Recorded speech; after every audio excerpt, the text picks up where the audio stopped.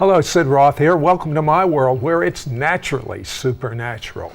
Guys, I don't like it in his world. It's way too naturally supernatural. And everything's covered in Christmas-themed scotch tape. There's a non-stop buzzing sound. And I don't know what that smell is. But it's not whiskey. And it scares me. Also, there's corpses everywhere. So all in all, I give it about a 6 out of 10. I have been to worse places. I mean, I went to that empty motel on that abandoned highway. And when I got into my room, there was a dead body in there.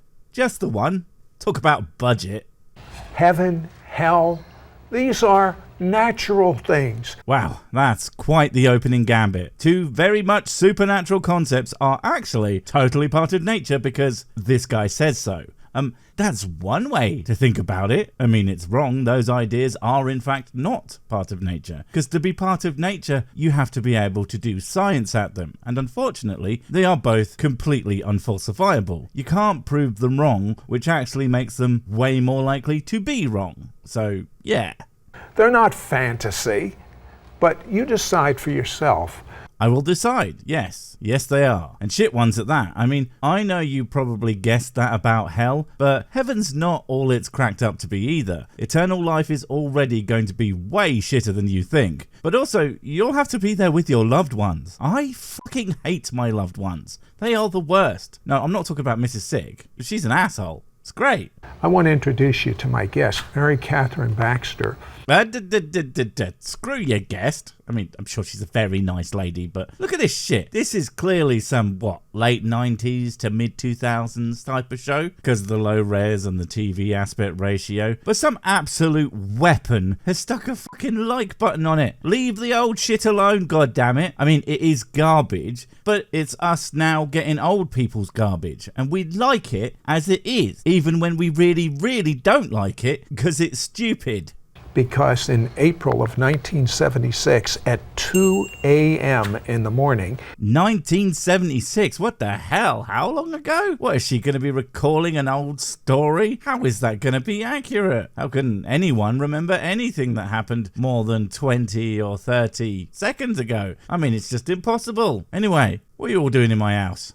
You had a surprise guest. Tell me what happened.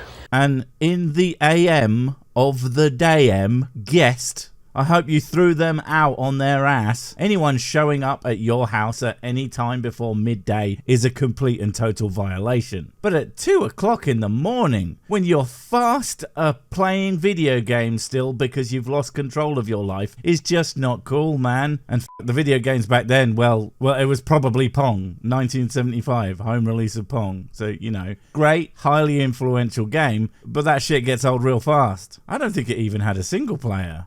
Well, I was in prayer, and Jesus Christ appeared to me in a human form. Prayer? So you were in bed, I assume? I mean, I hope you aren't actually one of those people using the rest of their house at night. That's not what it's there for. So, in bed, eyes closed, probably pretty relaxed, and then Jesus. Now, I don't want to spoil anything, but I have an idea of what might actually have happened. But you know, we'll be saving that for later. There was a brilliant light came into my bedroom, and when the light cleared up, there stood Jesus. See, isn't it obvious? We all know what I was thinking. She was Dralians. It was obviously aliens. Bright light, mysterious figure looms over you. It couldn't be more obvious, really. She was abducted, and then a guy disguised himself as a random hippie for some reason. Look, it makes more sense than the literal son of God. And I don't even mean because, you know, aliens would be something that could actually exist, but because why the fuck is he appearing to this random dipshit? If Jesus is hanging out with anyone, it should be me. He still owes me a night out since I spent all that silver to get him absolutely hammered that one time. And he said, I've appeared to you for a reason and a purpose, that I may take you on a journey. We're going to Vegas, baby. I mean, what else could it be? What else would you want it to be? I mean, think about it. Vegas with Jesus. That motherfucker can magic the cards and shit to always be a pair of hand winners or whatever the hell people do in Vegas when they aren't staring at the ball. No, not that one. My one. I used to have two, but someone lost it in Vegas. Oh, right, me. And show you the depths, the degrees, the levels and torments of hell. Fucking hell, Jesus. Literally, what? Why? Why would you do that? Why would anyone do that to anyone? I mean, he's supposed to be a nice guy, right? And hell, I mean, from the descriptions of it, it's the kind of place that could drive someone literally insane just from the sight of it alone. And he picks this poor woman up in the middle of the night while she was minding her own business, asking God to do stuff for her, and oh yeah, I get it now. If someone kept calling me at 2 in the morning because they wanted me to fix their life, I would definitely take them somewhere that would scare them into never talking to me again. I'm thinking that cupboard in my house that I never go in, so I never clean it. There be monsters in there. Wait, why am I a pirate? He said it's for the whole world. It's not for a handful of people. Wait, hell is for the whole world? Or you showing it is for the whole world? I mean, because if it's the first one, I couldn't agree more. I mean, seriously, is there anyone alive who doesn't deserve just a little bit of infinite torture? I mean, come on, it's only fair. If someone annoys me a little bit, then they should have to suffer forever because of how amazing I am. That might sound like a really stupid joke, because it is, but it's also a thing that people say about God, that infinite torture is an appropriate punishment for the quote-unquote harming of an infinite being, as if something that is inconceivably large could even actually be injured by you in any rational fucking sense. It would be like setting fire to reality because a mote of dust landed on you. And explained to me how ahead of me would be horrors and sorrows and grief, because he would actually talk. What the fuck is a horror? Is that some version of a horror, but that it rhymes with sorrow that Jesus invented for some reason? And to be fair, I get it. Talking to anyone, even a divine being, all night long, that just sounds awful. Seriously, an hour tops, and then I need to change to anyone else, and preferably no one. Because I didn't even want to be at work or have a job. Why do you think I'm a YouTuber? Even the people I talk to disappear at the click of a button. Life really needs that little X at the top corner of the screen for every single person, man. That would be heaven. To some of the dead in hell, and I would have to record it. He had you record it. Well, now that's something. Cool. So what, you got like some videotape or maybe like a photo camera? Maybe just a cassette recorder. Cassettes were in the 70s, right? Oh, yeah, sick. 1962. This is kind of a slight history of old tech video by accident. But something, right. Maybe just the hell letterhead paper and one of those free pencils you get from the reception of hell. Although to be fair, she probably didn't have much of a chance to get one of those. I do steal from there a lot. Now, when you visited hell, was there a point? I know that he's actually got more to say, but that's just funny to me. And also, was there a point? Because seriously, the people who already believe in hell don't need some charlatan, witness, to tell them about it. And those of us who don't believe you, because we aren't that stupid, are going to assume that you're making it up, because you know that's what you're doing. So who exactly is this meant to convince? Where you experienced what people there are experiencing to a degree? Infinite torture, you mean? And since infinite is, infinite, even 1/1,000,000th of an infinity is, infinity. Because it's fun like that. So yeah, she would have had to experience infinite torture, which would have driven her batshit crazy. And while I do think that she is one sandwich short of a sandwich-flavoured sandwich, I can only assume she got there the regular boring way, by having an imperfect brain kind of deal. Although, why did God make her that way? Weird. Yes, I did. Tell me about that. Sid, I did that twice. It was like the 20th night into hell. I went to hell every night, 3 hours a night for 30 nights. Wow, that is oddly specific. 3 hours. How could you tell? What, were you clock watching? Or did you keep an eye on the time in hell? Which I'm amazed it had the same type of time as here on Earth, because why would it need to? Also, 30 nights. Surely you would need, like, 1 tops? It really should be more than enough for you to get a sense of the, again, infinite torture. And if it was actually about talking to the people who are there, I'm sure if you've heard one, they're burning my eyes and smashing my toes, and so on and so forth, it'll start to get samey after the first, 2 times. Too much of a good thing and all that. And 30 nights. You must have been wishing this thing was over. oh yes, and Yeah, no fucking shit. I mean, if it's not hanging out at home, I don't really want to be somewhere that isn't like an all-inclusive holiday resort for more than about 3 days. And even then, I'm kind of it's not real workaholic, so I'm sure I would start to get antsy about that before the 3rd week at least. So something genuinely unpleasant really wouldn't fly. I mean, shit. I recently had an anxiety attack on a fairground ride, and that thing maybe lasted 5 minutes total. And it was a few weeks ago, and I still feel pretty fucking awful about it. Shit was like having my stomach ping-ponged from my head to my feet, while simultaneously feeling like I was gonna die. And we all know how I feel about ping-pong. Shit gets old real fast. And hell is supposed to be so much worse than that. Seriously, if Jesus forced me to do this much worse thing for 5 minutes, I would knock his fucking teeth out, let alone allow him to do it to me for hours and hours every day for a freaking month.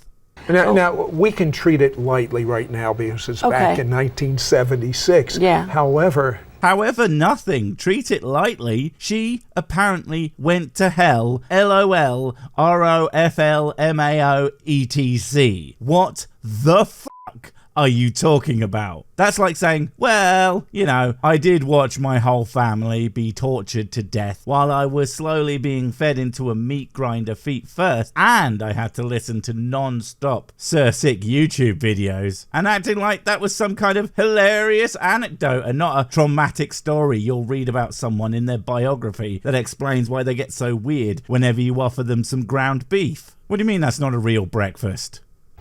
I've noticed that you really don't even like talking about it that much, do you?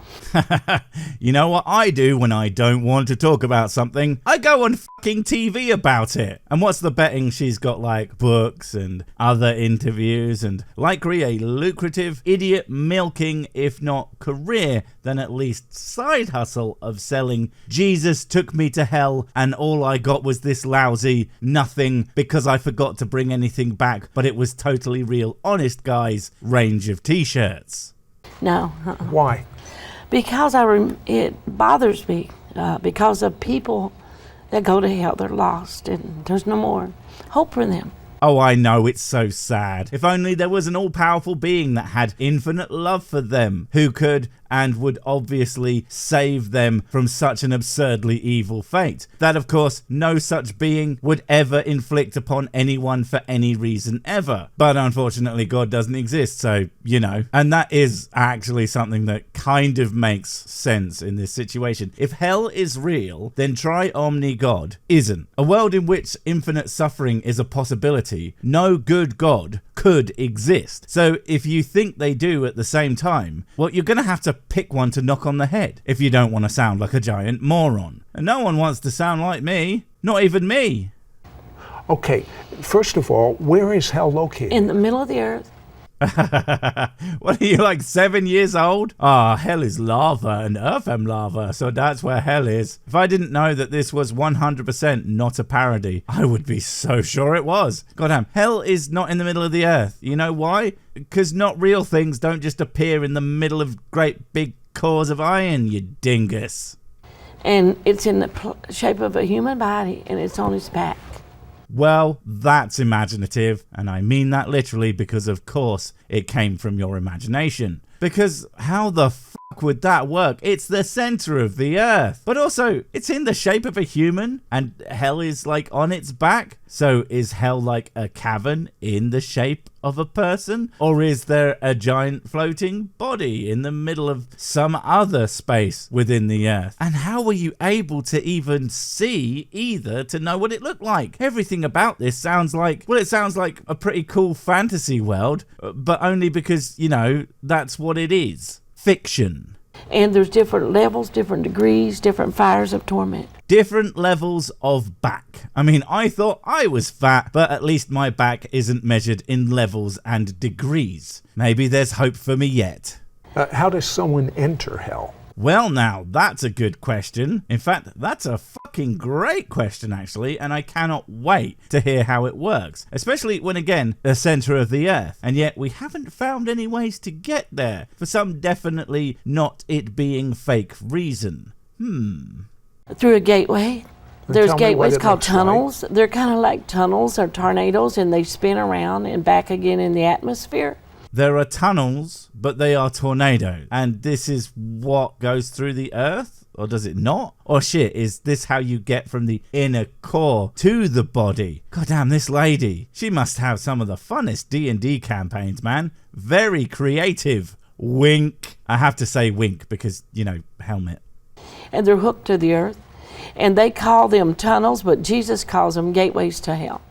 They call them tunnels, but Jesus calls them gateways to hell. Who the fuck is they? Is it the people that live there? Because I'm sorry, Jesus, you don't get to just come here and change the names of the into-hell transportation system just because you think you have a better name. That's what I get to do because my name was way better than both. And that's when they die and they've rejected God. They actually descend down this gateway into hell. Yeah, okay, sure, love. That's totally what happens. And so wait, it does come through the earth then. I mean, it would have to, but for some reason, we can't find these tunnels. Even though, imagine the mining opportunities that would entail. You got these pre-drilled deep earth tunnels right there. That would save so much time and money even if you had to spend ages looking for them. And yet, not a one. Almost like they aren't there. And this was all some hallucination / dream you were having because you kept yourself awake until 2 in the morning until you passed out every day for a month. Oh wait, that's exactly what it is.